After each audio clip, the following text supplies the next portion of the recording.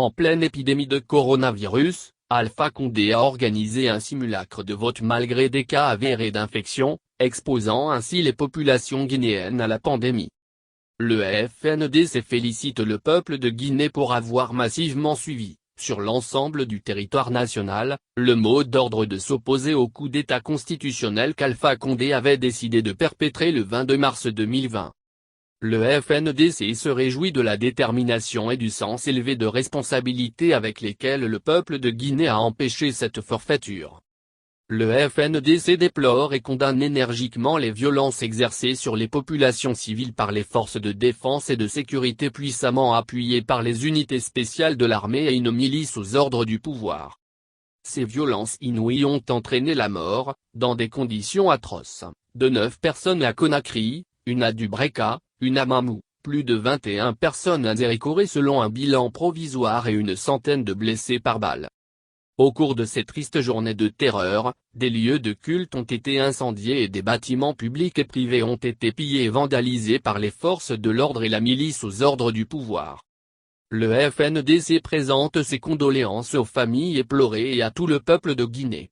Nous réaffirmons notre soutien et notre solidarité à toutes les victimes de ces violences, à toutes les personnes torturées, blessées et emprisonnées pour avoir défendu notre Constitution. Nul besoin de démontrer l'échec du coup d'État constitutionnel du 22 mars 2020 grâce au combat mené par le peuple de Guinée uni et rassemblé autour du FNDC et des valeurs essentielles de la nation. Il est hors de question pour le FNDC de reconnaître une institution ou une constitution issue de cette mascarade électorale. Le peuple de Guinée ne reconnaît que la constitution de 2010. Le FNDC remercie la communauté internationale pour son soutien à la lutte légitime du peuple de Guinée en vue de l'instauration de la démocratie et l'état de droit. Enfin, le FNDC appelle le peuple de Guinée a plus de détermination dans la lutte pour la préservation des acquis démocratiques et pour la restauration de la dignité et de la fierté du Guinéen.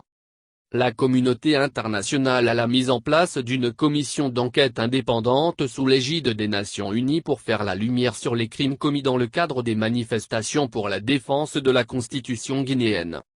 Les forces de défense et de sécurité à arrêter les violences contre les citoyens et à se mettre du côté du peuple dont elles tirent exclusivement la légalité et la légitimité de leur mission. Le peuple de Guinée a resté uni et mobilisé pour mettre un terme au régime dictatorial d'Alpha Condé et à faire face aux défis de la lutte contre le coronavirus.